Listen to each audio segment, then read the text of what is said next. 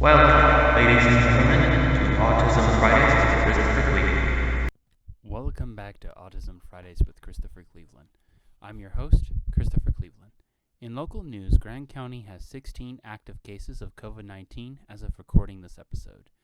Carbon has 23 and Emory has 8, marking the first time in months that Grand County has had fewer cases than Carbon or Emory. Schools in Grand County are either approaching their last week in session, as is the case with the charter school, or 2 in the case of the public school. Masks will still be required until the very end, and from there, only city office and similar public places will require masks all the time.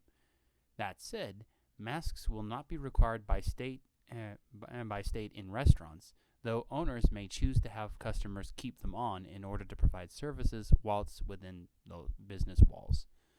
I'll be joining a summer camp on the week of June 14th that's hosted by the city, and masks will be required within the walls of the place where the camp is being hosted.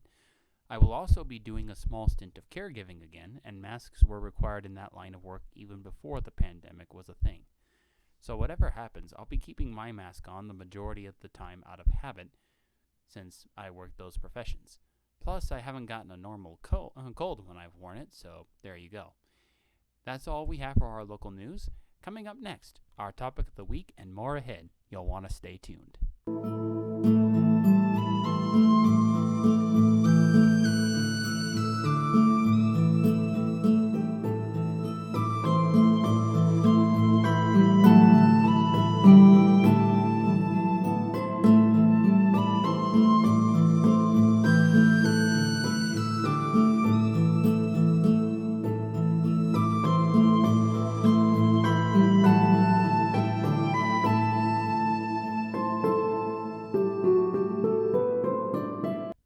Thank you for tuning back into this episode of Autism Fridays with Christopher Cleveland.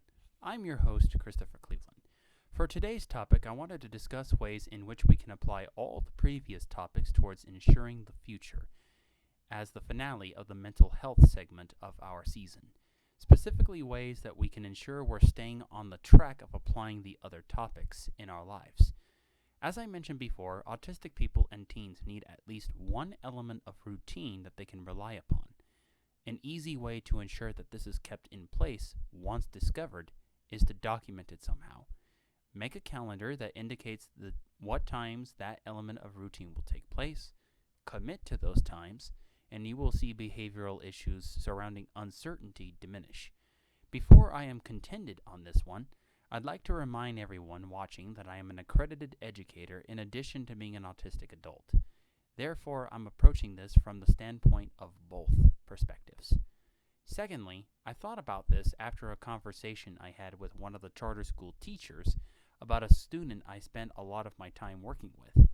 I realized that when stability is absent, the behaviors that result from that absence intensifies in even the cases of the highest functioning or highest masking autistic people.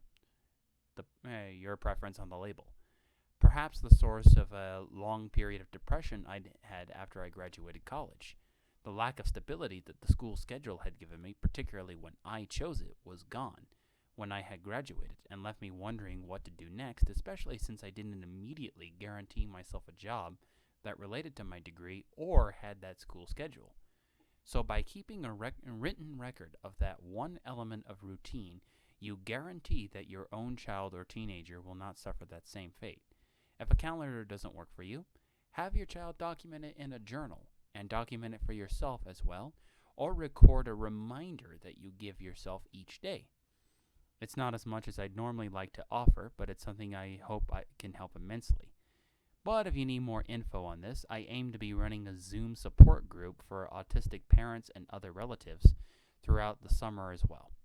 Coming up next, our simple meditation and dedication of the week. See you there.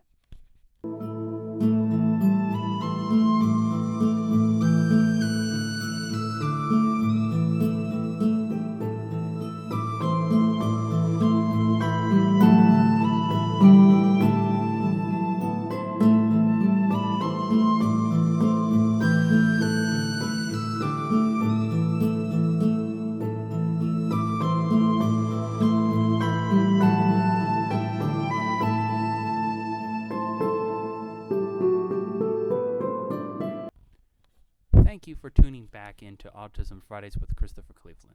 I'm your host, Christopher Cleveland. For the final segment of our show, Simple Meditations, I wanted to experiment with something that I had learned the previous Wednesday, previous to this episode's recording, by the way. Now, what I want to do is first pretend like you're sitting in a chair, or even sit in an actual chair when you're doing this. Have your arms in such a way where your hands are directly in front of your chest, but your arms have formed a ball. Imagine like you're holding a small yoga ball, or even a large bowl of some kind. Now begin by breathing in and then filling in the belly and letting your hands expand outwards slightly. So your left hand goes left and your right hand goes right. Then contract the hand and the belly as you exhale. Do this about 7 times, which was what I was asked to do when I did this. And then repeat the process, this time imagining that you are breathing in through every pore of your body, rather than simply your nose or your mouth. Do that 7 times, counting each time on the inhale rather than the exhale. Finally, in a little bit of a decrease, and a little educational background before this, in Taoist philosophy, there are 5 primary elements which provide specified types of qi and energy that we need in our lives. These are water, fire, wood, earth, and metal. The order is as follows. The water nurtures wood, which nurtures fire. Fire then nurtures earth, which nurtures metal. Don't ask me about this, ask a Taoist. Ask a Taoist about the reasoning of that, I should say. Anyway, as you breathe in, imagine yourself summoning each of the elements and summoning the energetic properties of that element. As you breathe out, release the energy. So let's say your first time you're breathing in and calling up the energy of water.